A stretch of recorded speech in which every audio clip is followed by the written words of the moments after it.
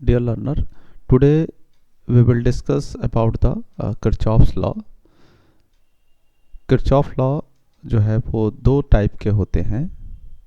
पहला है आपका किरचॉफ करंट लॉ और जो सेकंड होता है वो है आपका किरचॉफ वोल्टेज लॉ। ये दो तरीके के लॉ हैं और इन दोनों को हम वन बाय वन डिस्कस करेंगे कि ये क्या होते हैं, इनका किस तरीके से जो है अप्लाई किया जाता है अगर कोई भी न्यूमेरिकल आता है या क्वेश्चंस हमको पेपर्स में पूछे जाते हैं वहाँ पे, तो हम इनको कैसे अप्लाई कर सकते हैं। तो सबसे पहले हम लोग यहाँ डिस्कस करते हैं किरचॉफ करंट लॉ। तो सबसे पहले देखिए किरचॉफ करंट लॉ क्या कहता है कि किसी भी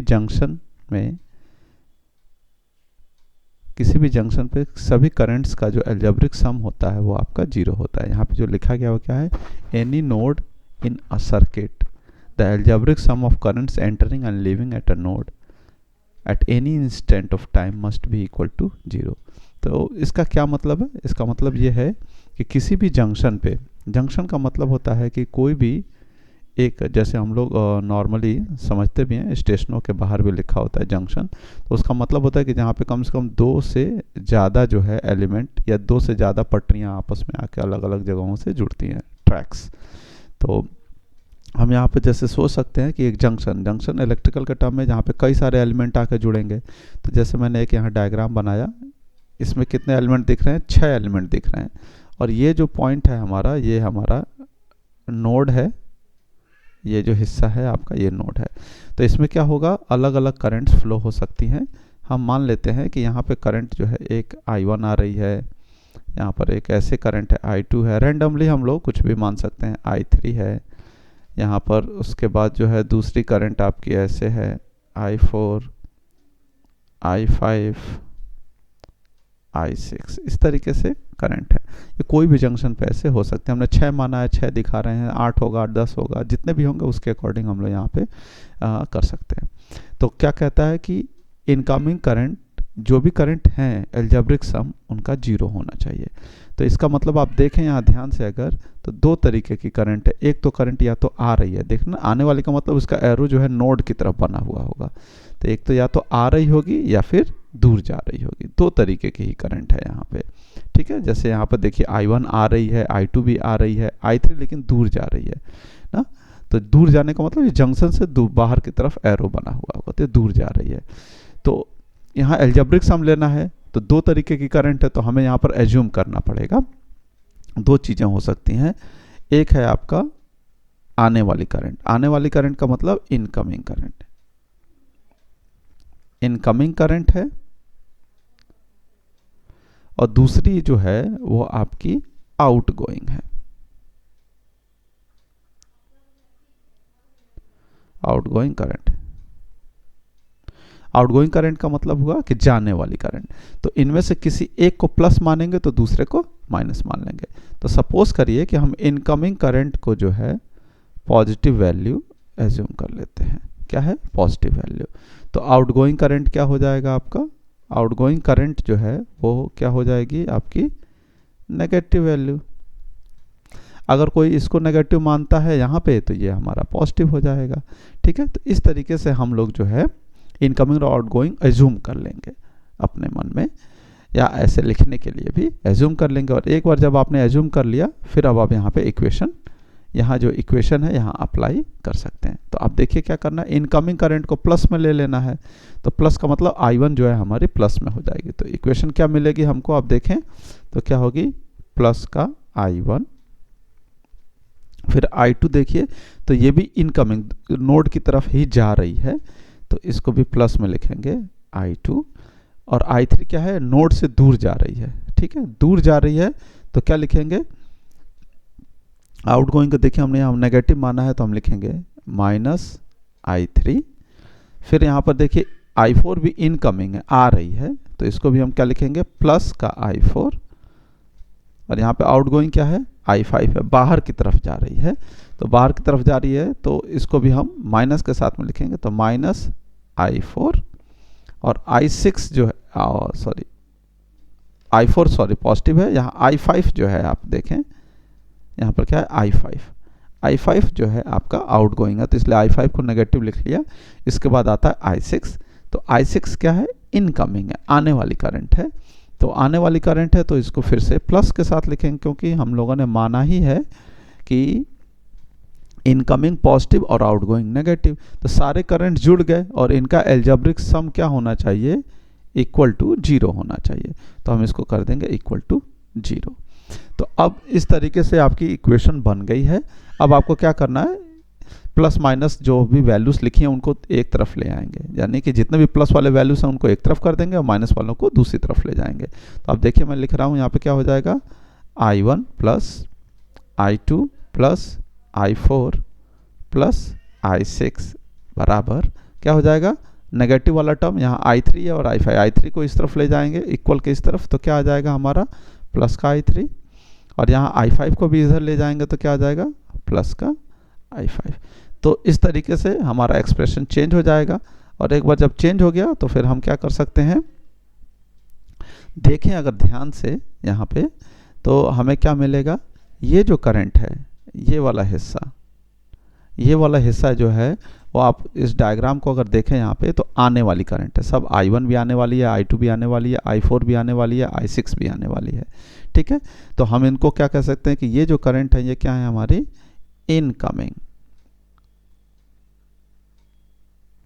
इनकमिंग करंट है। ठीक है, और वैसे ही अगर इसकी बात करें आप, ये वाला जो हिस्सा है ये जो है करंट आप अगर देखें ध्यान से, तो ये जो है जाने वाली है, I3 देखिए बाहर जा रही है, I5 भी बाहर जा रही है, तो ये क्या हो गई आपकी आउटगोइंग करंट। तो इस तरीके से हमें यह भी समझ में आता है कि incoming current is equal to outgoing current. किसी भी जंक्शन पे आने वाली करंट और जाने वाली करंट का जो समेशन होगा वो 0 होगा। ठीक है, तो इस तरीके से आप जो है समझ सकते हैं किरचॉफ करंट लॉ को।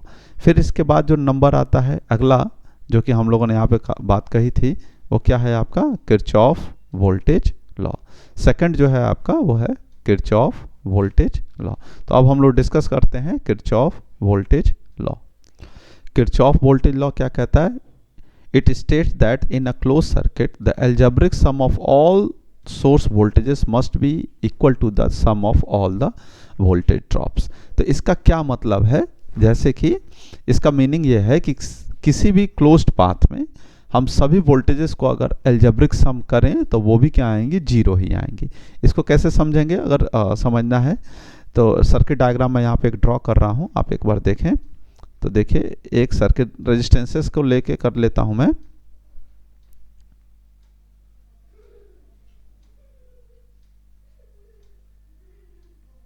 तो आप देखें यहाँ पर एज्यूम कर ले रहा हूँ मैं कि ये हमारा क्या है V1, ये है हमारा V2, ये है आपका R1, यह है आपका R2 और यह है आपका R3। इस तरीके से एक सर्किट डायग्राम दिया गया और आपसे कहा जा रहा है कि इसमें किरचॉफ करंट लॉ अप्लाई करिए। ठीक, तो आप यहाँ पे देखेंगे तो क्लोज पाथ यहाँ पे कई सारे बन रहे हैं, जैसे मैं यहाँ लिख रहा हूँ A B C D।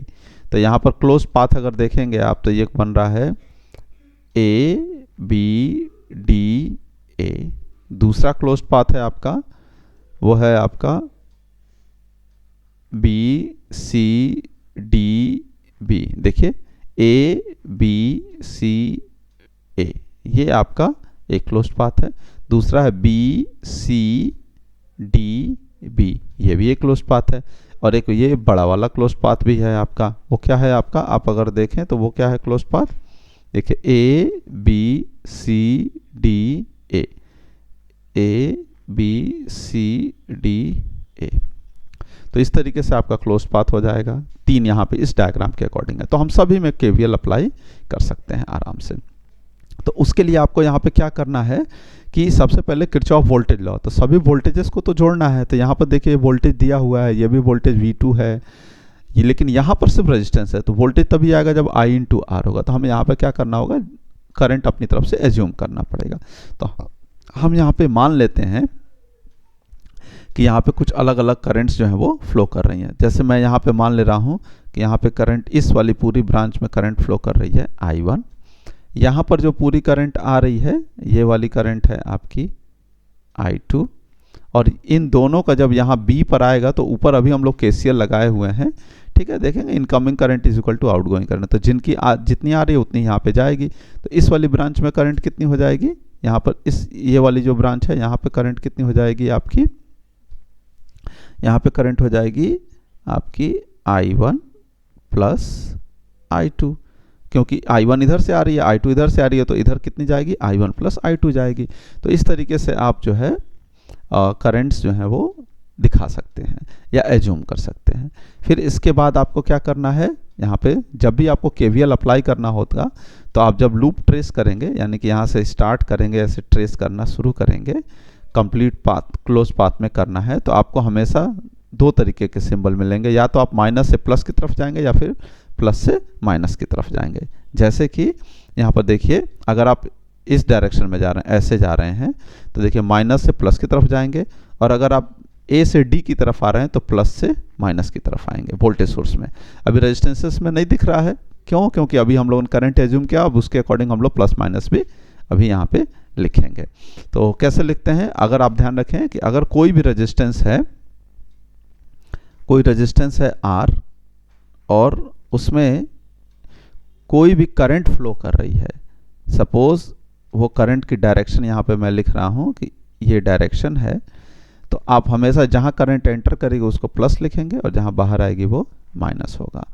तो उसके अकॉर्डिंग अगर आप यहाँ देखें तो प्लस माइनस लिख सकते हैं। तो देखिए करंट ऐसे एंटर हो रही है, तो आप क्या लिखेंगे यहाँ पे, तो आप यहाँ पर देखें, इसको फॉलो करते हुए यहाँ देखिए, तो करंट ऐसे एंटर करे तो हम यहाँ पे प्लस लिख लेंगे और यहाँ पर माइनस लिख देंगे। वैसे ही यहाँ की अगर हम बात करें तो देखिए यहाँ करंट इस डायरेक्शन में जा रही है, तो ये प्लस और ये क्या हो जाएगा, माइनस हो जाएगा।